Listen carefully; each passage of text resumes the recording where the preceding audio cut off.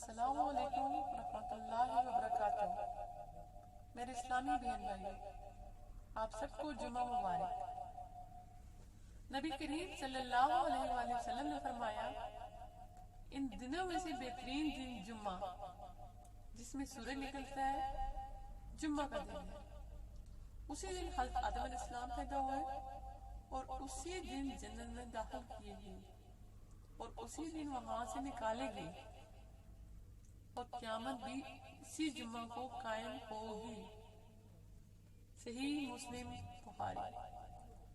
سیدنا ابو ہریرہ رضی اللہ عنہ سے مروی ہے۔ جمعہ کے روز کثرت سے دعا کرنا۔ حضرت ابو ہریرہ رضی اللہ عنہ بیان کرتے ہیں کہ رسول کریم صلی اللہ علیہ وآلہ وسلم نے جمعہ کے دن کا ذکر کیا اور فرمانے لگے، اس میں ایک ایسی گھڑی ہے جو مسلمان بندے کے موافق آ جائے اور وہ اس وقت نماز ادا کر رہا ہو تو اللہ تعالیٰ سے جو سوال کرے گا اللہ تعالیٰ اسے وہی عطا فرمائے گا، اور انہوں نے اپنے ہاتھ سے اس وقت کے کم ہونے کا اشارہ کیا۔ صحیح مسلم حدیث اور صحیح بخاری۔ فرمان مصطفیٰ صلی اللہ علیہ وآلہ وسلم ہے، جو شخص بروز جمعہ سورۃ الکاف پڑھے اس کے لیے دونوں جمعوں کے درمیان نور روشن کر دیا جائے گا۔ رسول اللہ صلی اللہ علیہ وآلہ وسلم نے فرمایا، جس نے جمعہ کے دن خوب اچھی طرح غسل کیا، جلدی مسجد میں آیا اور امام کے قریب بیٹھا، پھر غور سے خطبہ سنا اور کوئی لغو کام نہ کیا تو اس کے ہر قدم کے بدلہ 1 سال کے روزوں اور راتوں کے نفلوں کا ثواب ملے گا۔ ابن ماجہ۔ حضرت ابو ہریرہ رضی اللہ تعالیٰ عنہ سے روایت ہے کہ نبی کریم صلی اللہ علیہ وآلہ وسلم نے فرمایا، جب جمعہ کا دن آتا ہے تو فرشتے مسجد کے دروازے پر کھڑے ہو جاتے ہیں اور آنے والوں کے نام لکھتے ہیں۔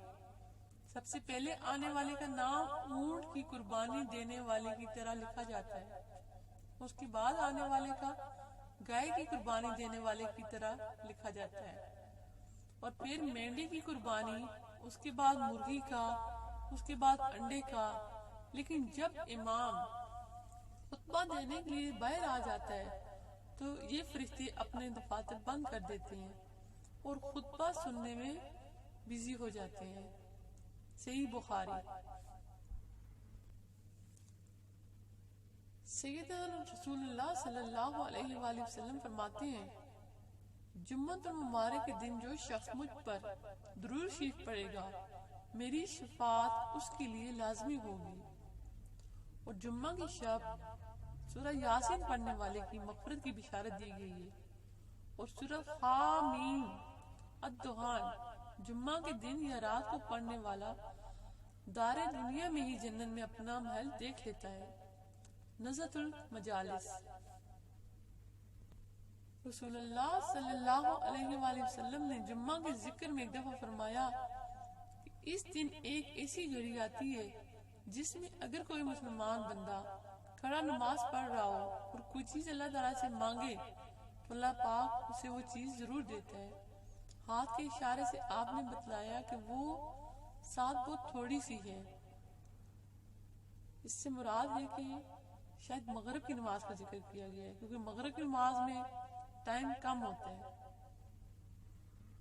میرے اسلامی بہن بھائیوں، مسلمان بہن بھائیوں، میری دعا ہے کہ اللہ تعالیٰ ہم سب کو نیک عمل کرنے کی توفیق دے، گناہوں سے نجات دے، اور اس راہ پہ چلائے جس پہ میرے اللہ اور میرے اللہ کے رسول صلی اللہ علیہ وسلم ہمیں چلنے کی تلقین کرتے ہیں۔ مجھے اپنی دعاؤں میں یاد رکھیے گا، اپنا خیال رکھیے گا، اور اپنے رشتہ داروں کا، بہن بھائیوں کا، اپنے ماں باپ کا اگر وہ زندہ ہیں تو اپنے اخلاق بہترین اخلاق بنائیں اور سب کا خیال رکھیں۔ اللہ تعالیٰ ہم سب کی دنیا میں بھی اور آخرت میں بھی مغفرت فرمائے، آمین۔ السلام علیکم ورحمۃ اللہ وبرکاتہ۔